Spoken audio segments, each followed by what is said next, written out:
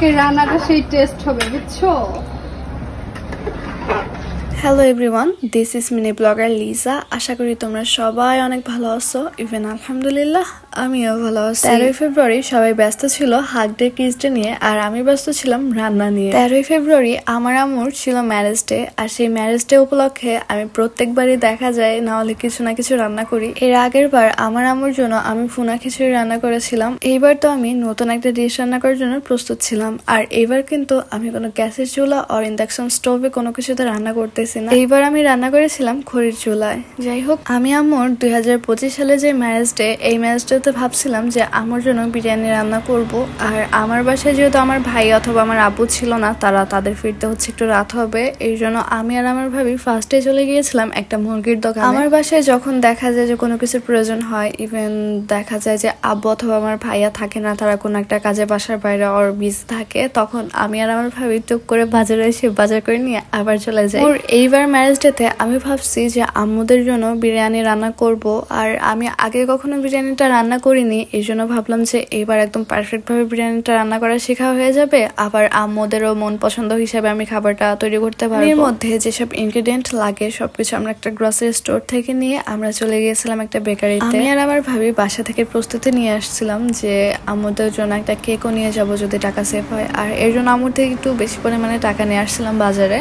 তো বেকারিতে গিয়ে আমরা খুবই রিজনেবল প্রাইসের মধ্যে একটা কেক নিচ্ছিলাম, কজ টাকার পরিমাণ তেমন একটাও ছিল না। আর আমার কাছে যেহেতু বলি নাই, আমাকে সারপ্রাইজ দিব যেহেতু, এর জন্য হচ্ছে আমাকে বলি নাই। ছিল আমার আব্বু আমার 22তম বিবাহ বার্ষিক। দীর্ঘ 21 বছর সংসার করার পরে 22 বছরে পা দিতে যাচ্ছে, এর জন্য হচ্ছে আমি কেকের উপর এটাই লিখতে বলছিলাম 22তম বিবাহ বার্ষিক। এই জায়গার কেক ফার্স্টে তো আমার এমনিতেও ভালো লাগেনি, আর হ্যান্ড রাইটিং দেখার পর আমার তো মুডে একদম উড়ে গেছে। আমরা কখন হচ্ছে এখান থেকে কোনো কেক নিই না, আমরা রাজপুরে একদম যে নয়া টেস্ট ওইখান থেকে সবসময় নয়া টেস্টের কেকটা খুবই টেস্ট হয়, এর জন্য আমরা সবসময় ওইখান থেকে অর্ডার করি। এই বেকারিতে টাকাটা পেমেন্ট করার সময় যখন আমরা টাকা দিছি, তখন সেখানকার যে কর্মচারী ছিল সে একদমই আমাদের সাথে রুড বিহেভিয়ার করছে। লাইক তারা হচ্ছে সে ফার্স্টে যত টাকা চেয়েছিল তার থেকে দ্বিগুণ টাকা পরে চাইছে, এর জন্য আমরা সেখান থেকে নিই নাই। কেকের ওপর সবকিছু লেখা হয়ে যাওয়ার পরে আমাদের সাথে এমনটা করছে। পরে আমরা কোনো প্রকার কোনো সিনক্রেট না করে চলে আসছি বাসায় আসার পরে সব ধরনের মশলা ফার্স্টে আমি, আমার ভাবি আর আমার আম্মু তিনজনে মিলে হচ্ছে সবকিছু অ্যারেঞ্জ করছি। আর এরপর আমি চুলাটা তোমাদেরকে দেখাই দিচ্ছি। চুলাটা কিন্তু আমাদের ছাদেই ছিল। যখন হচ্ছে আমাদের বাসায় গেস্টরা আসে, দেখা যায় যে 20 থেকে 30 জন করে যখন বাসায় মেহমান আসে, তখন দেখা যায় এতজনের খাবার গ্যাসের চুলায় অ্যারেঞ্জ করা যায় না, এর জন্য হচ্ছে আম্মু ছাদে এরকম খড়ি চুলা অ্যারেঞ্জ করছে। আমি ভাবলাম যে আজকে একটু বেশি করে বিরিয়ানিটা রান্না করা যাক। পরে আম্মু বললো যে ছাদে রান্না কর। আমি কখনো এইভাবে খড়ি চুলায় রান্না করিনি, আমার লাইফের ফার্স্ট এভাবে আমি রান্না করতে যাচ্ছি। বিরিয়ানি রান্না করার মধ্যে যে টক দইটা দিতে হয় সেটা হচ্ছে আমাদের বাসায় আপাতত ছিল না। আমি ভাবলাম যে বাসায় আমি টক দইটা তৈরি করে নিই, আর বাসায় যেহেতু লেবু গাছ আছে এই জন্য একদম গাছ থেকে লেবু ছিঁড়ে নিয়ে আমি সেইখানেই টক দইটা তৈরি করে নিচ্ছিলাম। বাসায় যখন টক দই থাকে না তখন আমরা এইভাবে বাসায় টক দইটা তৈরি করে নিই। আর এই টক দইটা কিন্তু আসল টক দইয়ের মতো না হলেও অনেকটা ঠিক ওইরকমই হয়, একদম ভালো মতো কাজে লেগে যায়। এরপরেই তো আমি লেগে পড়লাম রান্নার কাজে। লাইফের ফার্স্ট এভাবে রান্না করতে যাচ্ছিলাম, তখন তো আমি অনেকটাই নার্ভাস ছিলাম যে আমি কি ঠিক মতো রান্না করতে যাবো। মনে হয় এসব খড়ি চুলায় রান্না করা অনেক ভেজালে, কারণ দেখা যায় যে এদিক দিয়ে মশলা সবকিছু কষিয়েও নিতে হয়, আবার চুলায় কি জাল জ্বলতেছে কিনা সেটাও আবার ঠিক করে দেখতে হয়। আমার মতে গ্যাসের চুলা আর ইন্ডাকশন স্টোভে রান্না করা একদম বেস্ট। আর এটা যদিও সবাই এটাই প্রেফার করবে, খড়ি চুলা আজকালকার যুগে ওইভাবে চলেও না, দেখা যায় গ্রাম সাইড এগুলো দেখা যায়। বাট আমার আম্মুর মাথায় একটু বেশি বুদ্ধি, তো এই জন্য আম্মু ছাদে এমনটা অ্যারেঞ্জ করে নিচ্ছে। আমি তো আমার মতো করে টুকটুক করে সব ধরনের মশলা দিয়ে সুন্দর করে রান্না করে নিচ্ছিলাম।